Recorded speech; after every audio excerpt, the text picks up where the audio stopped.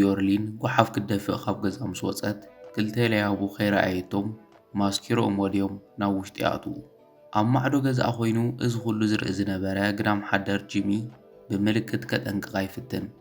ንሳ ግና ዝብላ ዘሎ ስለ ዘይተረድኣ በጃኻ ካብ ጓሓፍ ከይትበልዕ ኢላቶ ተመሊሳ ናብ ገዛ ተኣቱ። ንሳ ምስ ከደት ጂሚ ናብኣ ቀሪቡ ክነግራ እኳ እንተፈተነ ኣብኣ ከይበጽሕ ግና እቲ ማዕጾ ይዕጾ። ዮርሊኔ ናብ ገዛ ኣትያ ድምፂ ምስ ሰምዐት ልባ ብፍርሒ እናረዓደ መን ኢኻ ውሽጢ ዘለኻ ኢላ ትሓትት። ካብ እቶም ገጾም ብማስኬራ ዝተሸፈኑ ለያቡ ናብኣ እናቐረቡ ጓሓፍ ክደፍእ ከለኺ ክጥንቀቕ ነይርኪ ይብልዋ። እናቐረብዋ ዮርሊን ብፍርሒ ንድሕሪት ክትምለስ ትጅምር። ኣብ ሰዓት ጂሚ ግደፍዋ እናበለ ብጉያ ንምእታው ክፍትን ደፊኡ ምስ ማዕጾ ላትዩ ይውድቓ። ዮርሊኔ ሃለዋታ ምስ ሰዓተት እቶም ለያቡ እናፈርሑ ታይ ጌራትካ ኢሎም ይሓትዎ። ንሱ ኸኣ ካባኹም ክከላኸለላ እየ መፄ ዋላ ሓንቲ ኣይገበርክዋን ኢሉ ይምልሰሎም። ካብኡ እቲ ሓደ ሌባ ንብጻዩ ካሜራ እንተሃለዎም ከ ቀተልቲ ኢና እኮ ክንበሃል ኢሉ ብፍርሒ ይዛረቦ።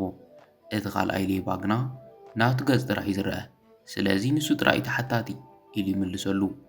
ብድሕሪኡ ከይሓሰብካዮ ናብ ዓበ ሓደጋ ኢኻ ኣቲኻ ኢሎምዎ እናጎዩ ካብቲ ገዛ የምልጡ። ጂሚ ኣጋጣሚኡ ዋላ እኳ እንተበለ ኣብቲ ገዛ ግና ዝሰምዖ ዋላ ሓደ ሰብ ኣይነበረን። ካብኡ ጂሚ ከምቶም ለያቡ ንምውፃእ ይሓስብ እንተኾነ ግና ዮርሊኔ ስለ ዘሻቐለቶ ይቕሬታ ወይዘሪት ስምዕኒ ባ እናበለ ከተስኣ ይፍትን። ካብኡ ናብ መደቀሲኣ ወሲዱ ብጥንቃቄ የደቅሳ እሞ ብሰላሕታ ንምውፃእ እናፈተነ ዮርሊኔ ካብ ድንዛዘ ነቒሓ መን ኢኻ ኢላ ትሓቶ። ንሱ ኸኣ ከመይ ከም ዘረድኣ ጨኒቕዎ ኣነ እናበለ ኣብ ዘለዎ ጠጠው ኢሉ ይተርፍ። ዮርሊኔ ብስምባደ ሌባ ዲኻ ኢላ ትሓቶ። ንሱ ኸኣ በጃኸው መይትበሊ ሌባ ኣይኮንኩን ኢሉ ይምልሰላ። ብድሕሪ ዮርሊኔ ካብዞም ለያቡ ክተድሕነኒ ዲኻ መጺኻ ምስ በለቶ ስለ ዝዘከረቶ እናተሓጐሰ እወ እቶም ለያቡ ክኣቱ ምስ ረኣኽዎም በይንኻ ኣብ ሓደጋ ከም ዝወደቕክ ርኤ ስቕ ክብል ኣይከኣልኩን ንዓኺ ንምድሓን እየ መጺ ይብላ። ካብኡ ዮርሊኔ ክትስቕ ክትፍትን ጂሚ ኸኣ ይቕሬታ ወይዘሪት ንእሽቶ ዕረፍቲ ክትወስደለኪ ይብላ። ንሳ ድማ ርእሰይ ይሕመኒ ኣሎ እናበለት መሊሳ ትድቅስ። ብኻልእ ገጸ በሪ ኣፍ እቲ ገዛ ዳንኤል ውሽሙዕ ሒዙ ይመጽእ እሞ ማዕጾ ተኸፊቱ ምስ ጸንሖ ብስንባደ ዮርሊኔ ብፍጹም ኣብ ገዛ ክትህሉ ኣይትኽእልን መንደቕ ኸፊትዎ ኢሉ ይዛረብ። ውሽሙኡ ናታልያ ድማ የላን እንዶ ይበልካንን ኢላ ተፋጥጠሉ። ንሱ ኸኣ ኣነ እውን ከምኡ እዩ ዝግምት እስካ ሓንቲ ካልእ ተጸበይኒ ኣብ ውሽጢ ምህላዋን ዘይምህላዋን ኣረጋጊጸ ክጽውዐኪ እየ ኢሉ ናብ ውሽጢ ክኣቱ ይጅመር። ናብ ደገ እናወፀ ዝረኣዮ ጂሚ ኸኣ እዚ ሰብኣይ ይኸውን ኣለዎ ንሰበይቱ ክሕግዝ ኣትየለዮ መቸም ክኣምነኒ ኣይክእልን ኢሉ ምስ ባዕሉ እናተዛረበ ዝሕብአሉ ቦታ ምንላይ ይጅምር። ብኻልእ ገ ጂሚ ናብቲ ገዛ በፂሑ ብቐጥታ ናብ መደቀሲ ምስ ኣተወ ዮርሊኔ ደቂሳ ይርኣ። ካብኡ ብሕርቃን ናብ ውሽሙኡ ናታልያ ክምለስ ይጅምር። ጂሚ እውን ናብ ዝገደደ ጸገም ከይኣተኹ እንተኸድኩ ይሕሽ ኢሉ ክወፅእ ሓስብ። ዳንኤል ድማ ናብ ደገ ወፂኡ ማዕጾ እናዓፀወ ንውሽሙኡ ኣብ ውሽጢ ደቂሳ ኣላ ክንኣቶ ይንኽእልን ኢሉ ይዛረባ። ናታልያ ኸኣ ብሕርቃን ዳንኤል ከምዚ ጌርካ ማይ ተዋርደንን ኢላ ክትቋየቆ ትጅምር። ካብኡ ዳንኤል ክትህሉ ኣይለ ፍጹም ኣይገመትኩን እንታይ ደኣ ክገብር ነይርኒ ኢሉ ምስ ሓተታ ብዛዕባ ርክብና ግልፂ ዘይትነግራ ኢላ ተፋጥጠሉ። ካብኡ ዳንኤል ናታልያ ሕጂ ብፍጹም ከምኡ ክገብር ኣይክእልን ቅድም ቀዳድም እዚ ኩሉ ሃብቲ ናብ ስመይ ከዙር ኣለኒ ኢሉ ይዛረባ። ንሳ ድማ ነዋርሕ እዚኣ ጥራይ እያ ምኽንያትካ ትብሎ። ካብኡ ዳንኤል እንታይ ደኣ ክገብር ካብዚ ሓዳር ጥራይ ኢደይ ክወፅእ ኣይደልን ኢሉ ይምልሰላ። ናታልያ ግና ዝገደደ እናሓረቐት ኣነ ዝብለካ ሰሚዕካ ይትፈልጥን እምበር ብዛዕባኻ እምበር ብዛዕባ ገንዘብ ዋላ ሓንቲ ኣይግድሰንን እዩ ኢለ ክንደይ ግዜ እየ ተዛሪበካ ትብሎ። ካብኡ ዳንኤል ናቲ ፍቕረይ ኣነ ንስኽን ብሓደ ምስ ኮንና እውን እኮ ገንዘብ የድልየና እዩ እናበለ ከረድኣ ይፍትን። ንሳ ግና ኣይግድሸንን ብሓደ ካብዚ ቦታ ሪሕቕና ምንባር ኣይንጽገምን ኢና ኢላ ትምልሰሉ። ካብኡ ጂሚ ንእሽቶ ግዜ ተዓገስኒ ፍቕረይ ሕጂ ዮርሊኔ መጺኣ ከይትርኤና ካብዚ ንኺድ ኢሉ ይዛረባ። ንሳ ኸኣ ዳንኤል ሎሚ ናተይ መዓልቲ ከም ዝኾነት እኮ ነጊርካ ነይርካ ኢኻ ኢላ እናሓዘነት ትዛረቦ። ንሱ ኸኣ ከም ዝበልኩ ክሕጉሰኪ እየ ፍቕረ ኢሉ ቃል ይኣትወላ እሞ ኢዳ ስዒሙ ይሰናበታ። ናታልያ ኣዝያ እናሓዘነት ንድሕሪት ትምለስ። ኣብ ውሽጡ ኮይኑ እዚ ኩሉ ዝሰምዐ ጂሚ ድማ ኣብ እንዳ ማተይ ሓዳር ዝእቱ ምኽንያት የብለይን ኢሉ ወፂኡ ይኸድ።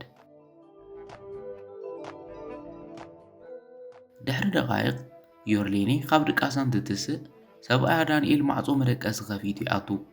ካብ ዮርሌኒ እቲ ወዲ ኸናበይ ከይዱ ብቕልጡፍ ሕጂ ክረኽበለኒ እናበለት ዳንኤል ፍቕረይ መጠረሽታ ተስቲኺ ኢሉ ናብኣ ይቐርብ። ንሳ ድማ ከመይ ውዒልካ ሓላለይ ኢላ ሰላምታ ትህቦ። ኮይኑ ግና ዳንኤል ሃንደበት ተጒሉ ንምንታይ ከም ዝበለ ቀሚሽ ተኸዲንኪ ደቂስኪ እንታይ ትገብሪ ነይርኪ ኢሉ ብጥርጣረ ይርያ። ንሳ ድማ ብንግኡ ጓሓፍ ክደፍእ ወፂ ኣብ መጠረሽታ ናብ ገዛ ምስ ተመለስኩ ግና ሃንደበት ድምፂ ሰሚዐ ግልጽ እንተበልኩ ክልተ ዘፍርሑ ለያቡ ኣብ ቅድመ ይጸንሑኒ ዕድል ጌራ ሓደ ወዲ በፂሑ ተዘየድሕነኒ ቀትሉን እዮም ነይሮም ኢላ ዘጋጠማ ኩሉ ትዝርዝረሉ። ዳንኤል ግና እናጣቕዐ ከመይ ከም ዝተሓስቢ ዮርሌኒ ዝኣምነኪ ይመስለክ ዶ ኢሉ ይሓታ። ዮርሌኒ ሓቂ ትብሎ። ንሱ ግና እናሓረቐ ከምኡ እንተዝፍጠር ናብ ፖሊስ ተዘይደወልኪ ንሰብኣይ ክኸይ ትጽውዕ እዮን ኢሉ የፋጥጠላ። ዮርሌኒ በጀኻ ዳንኤል እመነኒ ኢላ ትዛረቦ። ንሱ ግና እናሓረቐ ሓደ ነገር ብግልፂ ንገርኒ ናብ መደቀሲ እቲኽዮ ዶ ኣይእተኽዮን ኢሉ ይሓታ። ንሳ ኸኣ ከመይ ከምኡ ተሓስብ ፍቕረይ ፈጺመ ከምኡ ክገብር ኣይክእልን ኢላ ትምልሰሉ። ንሱ ግና ገጹ ኣሲሩ ኣይተሓሱ ክሕደት ዝዕገስ ልቢ የብለይን ይብላ። ዮርሌኒ ናብኡ ቀሪባ እናሓቆፈት ፍቕረይ ፈጺመ ይጠለምኩኻን ኢላ ክትስዕሞ ትፍትን። ንሱ ግና ሕጂ ጽን ኢልክ ስምዕኒ ኣነ ፈጺመ ይክሕደክን ንስኸ ብልዕለይ ጥልመትካ ፈጸምክ ግና ኣብ ልዕሊ ሓዳርና ዘምያ ኢለ ክኸሰኪ እየ ኩሉ ብሓደ ዘፍረናዩ ንብረት ድማ ናተይ ክኾን እዩ ኢሉ ይሕነየላ። ዮርሌኒ ኣይተፍቅረኒ እንዲኻ ንምንታይ ከምኡ ትገብር ኢላ ተሓቶ። ንሱ ኸኣ እወ የፍቅረክ ነይረ ሕጂ ግና ጽቡቕ ጌረ ከም ዘይፈልጠኪ እዩ ዝግለጸለይ ዘሎ ይብላ። ዮርሌኒ ዳንኤል ጽናሕ እናበለት ትልምኖ። ንሱ ግና እናፀወዐቶ ከም ዘይሰምዓ ገዲፍዋ ይኸድ። ብድሕሪኡ ዮርሌኒ እቲ ወዲኡ ክሕግዘኒ ዝኽእል ኢላ ንጂሚ ንምላይ ደድሕሪ ሰብኣያ ትወፅእ። ብድሕሪኡ ብዙሓት ግዳም ሓደር ዝወደቐ ጠራሙዝ እናልዓሉ ዮርሌኒ ናብኦም ክትጽጋዕ ትጅምር። ንሶም ከዓ ተሓጒሶም ከመይ ዝበለት ጓል ደኣላ ናባና ትመጽእ ዘላ ኢሎም ምስ ተጸግዕዋ ዮርሌኒ ከመይ ሓዲርኩም ሓደ ነዊሕ መንእሰይ ወዲ ደልየ ነይረ ኣብ ክሳዱ ውቃጦ ኣለዎ ኢላ ክተረድኦም ትፍትን። እቲ ግዳም ሓደር ግና እናሰሓቐ ምናልባሽ እቲ ትደልዮ ዘለኹ ወዲ ኣነ ክኾን ይኽእል ኢሉ ይምልሰላ። ኣብዚ ግዜ ብጻዩ ሳንጣ ኣምስሕ ደጋ ጂሚ ካብ ርሑቕ ይሪኣ እሞ እታ መሽኩን ጓል ኢሉ ናብኦም ብምቕራብ ንዓይ ኣደልያ መፅያ እንድሕር ዘዋፀኩም ትፈልጡ ኮንኩም እንተኸድኩም ይሕሽ ኢሉ ይዛረቦም። ንሶም ድማ ይቕሬታ ጂሚ ኣይፈለጥናን ጸኒሕና ኢሎምዎ ይኸዱ። ንሶም ምስ ከዱ ጂሚ እንኮይ ዘሪት ኢሉ ሳንጣ ይህባ። ካብ ዮርሌኒ ኣብ መጠረሽታ ረኺበካ ኢላ ትዛረቦ። ንሱ ድማ ናብ ከምዚ ዝበለ ቦታ ክትመፀ ይነበረክን ኣዝዩ ሓደገኛ እዩ ኢሉ ይመኽራ። ካብኡ ዮርሌኒ ሓገዝካ ደለይ ናባኻ እየ መፅየ ኢላ ትዛረቦ። ጂሚ ንምንታይ ደሊኽኒ ኢሉ ምስ ሓተታ ሰብኣይ ናብ ገዛ ሰብኣይ ከም ዘእተኹ ይሓሲቡ ኢላ ትዛረቦ። ጂሚ ድማ ከምኡ ከም ዘይተፈጠረ ጽቡቕ ገይሩ ይፈልጥ እዩ ኢሉ ይምልሰላ። ካብኡ ዮርሌኒ ኣነ እውን ንዑ እየ ደሌካ ክትምስክረለይ ትኽእል ዶ ኢላ ትሓቶ። ጂሚ ግና ይቕሬታ ወይዘሪት ኣነ ምስ ዝኾነ ሰብ ናብ ፀገም ክኣቶ ይደልን ኢሉ ይምልሰላ። ዮርሌኒ ዝረኣኻዮ ክትምስክር ጥራይ እየ ዝደሊ እናበለት ትልምኖ። ጂሚ ግና ብፍጹም ክሕግዘካ ኣይክእልን ደጊምኪ ከይትደሊኒ ኢሉ የጠንቅቓ። ንሱ እናተመለሰ ዮርሌኒ በቃ ብዘይወዓልክዎ ሰብኣይን ሓዳረይን ክስእን ማለት ድዩ እናበለት ክጭንቕ ትጅምር። ጂሚ ዝጭንቃ ምስ ሰምዐ ኣሕዚናቶ ናብኣ ብምምላስ እሺ ክሕግዘኪ ይብላ። ዮርሌኒ ድማ ኣዝያ እናተሓጎሰት የቐኒለይ ኢላ ተመስግኖ። ንሱ ድማ ቅድሚ ምኻድና ግና ንኹሉ ዝፍጠር ነገር ድልውቶ ትኮነለኪ ኢሉ ይመኽራ። ዮርሌኒ እሺ ግን ከኣናትካ ሓገዝ ይደሊ እየ ኢላ ትልምኖ።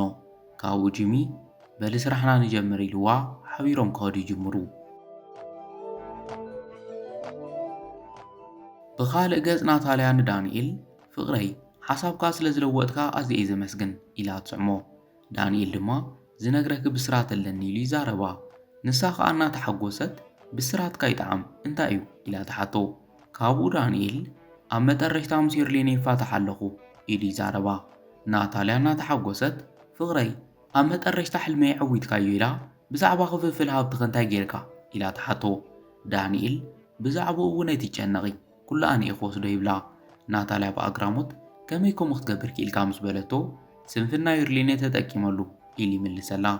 ናታልያ ዝምስማዓ ዝበለጸና ሓጎሳ ፍቕረይ ከማኻ ዝበለ በሊሕ ሰብ እኮ የለን ኢላ ተመጉሶ። ካብኡ ጂሚ ካልእ ብስራት እውን ኣለኒ ኢሉ ኢዳ ብምስዓም ሒዙዋ ክኸድ ይጅምር። ብኻልእ ገጽ ዩርሊኔን ጂምን ናብ ገዛ ምስ ኣተዉ ዩርሊኔ ዳንኤል እናበለት ክጽውዕ ትጅምር። ይኹን እምበር ሰብኣይ ኣብ ገዛ ኣይነበረን። ካብኡ ንጂሚ ኣብ ገዛ ዘሎ ይመስለንን ምስ በለቶ ጂሚ ኮምፒተር ኣለክ ዶ ኢሉ ይሓታ። ንሳ ድማ እወ ሓንሳብ ኮፍ ኢልካ ተጸበየኒ ከምጸልካ ኢላ ላፕቶፕ ሒዛትሉ ትመጽእ እሞ እንታይ ኢኻ ደሊኻዮ ኢላ ተሓቶ። ንሱ ኸኣ ቅዳሕ ሲሲቲቪ ካሜራ ክርኢ ደልየ ኢሉ ከፊቱ ረኺበዮ ይብላ። ካብኡ ዩርሊኔ ሕጂ ክሳዕ ዳንኤል ዝመጽእ ኣብዚ ክንጽበዮ ኣለና ኢላ ትዛረቦ። ጂሚ ግና እናተሰከፈ ቅር ከም ዘይብለኪ ተስፋ ይገብር። ግን ከኣ ሰብኣይ ክሕጂ ዘለዎ ድራሻ እውን ረኺበዮ እየ ኢሉ ይገልጸላ። ካብኡ ዩርሊኔ እናተገረመት እዚ ኩሉ ከመይ ክትፈልጥ ክኢልካ ኢላ ተሓቶ። ንሱ ኸኣ ህይወተይ ካብ ግዳም ሓደርነት ኣይጀመረን፣ ግን ከኣ ንሱ ካልእ ታሪኽ እዩ። ሕጂ ግዜ ከየጥፋእና ክንከድ ኣለና ይብላ። ዩርሊኔ ናበይና ክንከድ ኢላ ተሓቶ። ንሱ ድማ ሰብኣይ ክሕጂ ዘለዎ ቦታ ረኺበዮ እየ፣ ስለዚ ሕጂ ብቕልጡፍ ናብኡ ክንከድ ኣለና ኢሉ ይዛረባ። ብዙሕ ከይጸንሑ ናብ ሓደ ሆቴል ምስ ኣተዉ ዩርሊኔ ኣብዚ እንታይ ኢና ንገብር ዘለና ኢላ ተሓቶ። ጂሚ ድማ ናብ ውሽጢ ክንኣቱ ኢና፣ ምሽጥር ሰብኣይ ክብዓይንኺ ክትርአ ኣለኪ ይብላ። ዩርሊኔ ተፍርሐኒ ኣለኻ ምስ በለቶ እመንኒ ንጽቡቕ እዩ በጃ ክንዕናይ ኢሉ ክኸድ ይጅምር። ብኻልእ ገጽ ዳንኤል ኣብ ጃኩዚ እናተዘናግዑ ዳንኤል ሎሚ ጅማሮ ናይ ሓባር ህይወት ናይ ኣይልዋ ጽውዖም ይልዕሉ። ብጽቡቕ ፍቕሮም እናጣዓሙ ግና ዩርሊኔ መጽያ ተሰንብዶም። ዳንኤል ኣዝዩ እናተገረመ ዩርሊኔ ኣብዚ እንታይ ትገብር ኣለኺ ኢሉ ኸፈራርሓ ይፍትን። ንሳ ድማ እዚ እንታይ ማለት እዩ እዛ ጓል ከመን እያ ኢላ ተሓቶ። ዳንኤል ከኣ ኣይምልከተክን ንስኹ እውን እኮ ኣብ ሓዳር ከይተኣመንክን ኢሉ ይዛረባ። ዩርሊኔ ኣነ ብፍጹም ጠሊመካ ኣይፈልጥን ዳንኤል፣ በጃኻ ሓቂ እናተዛረብኩኻ እመነኒ ትብሎ። ዳንኤል ግና ንዘረባኣ ንጎኒ ብምግዳፍ ሕሉፍ ሓሊፍኪ ኣፍቃሪኺ ከዓ ሒዝክለይ እምበኣር መጺኺ ኢሉ ብላዕሊ ንምዃን ይፍትን። ካብኡ ቐጺሉ ብኸመይ ዘለኽዎ ቦታ ኸረኺብኩም ኢሉ ይሓቶም። ጂሚ ከዓ ቀሊል እዩ ቴሌፎንካ ብምርኣይ ፈሊጠዮ ኢሉ ይዛረብ እሞ ከመይ ውዒልክ ናታልያ ምስ በላ ዳንኤል ትፈልጥዮ ዲኺ ኢሉ ይሓታ። ጂሚ ከዓ ጽቡቕ ጌራ ኣትፈልጠኒ ሰበይቲ እያ ነይራ ይብሎም። ብድሕሪ ዩርሊኔ ዝገበርካዮ ነገር ክኣምን ኣይክእልን ኢላ ክፋታሕ ጥራይ እየ ዝደሊ ኢላቶ እናነብዐት ትኸድ። ጂሚ እውን ክልቲኹም ሓደ ኢኹም ኢልዎም ወፂኡ ይስዕባ። ካብኡ ጂሚ ናብ ዩርሊኔ ምስ ከደ እዚ ኩሉ ትፈልጥ ነርካ ኢኻ ኢላ ተሓቶ። ንሱ ከዓ ኣብቲ ሓደጋ ዝተፈጠረሉ ሰዓት ካብ ገዛ ክናወጻኹ እየ ክዛረቡ ሰሚዐዮም ኢሉ ይምልሰላ። ብድሕሪ ዩርሊኔ ንምንታይ ኢኹም ተፈላሊኹም ኢላ ተሓቶ።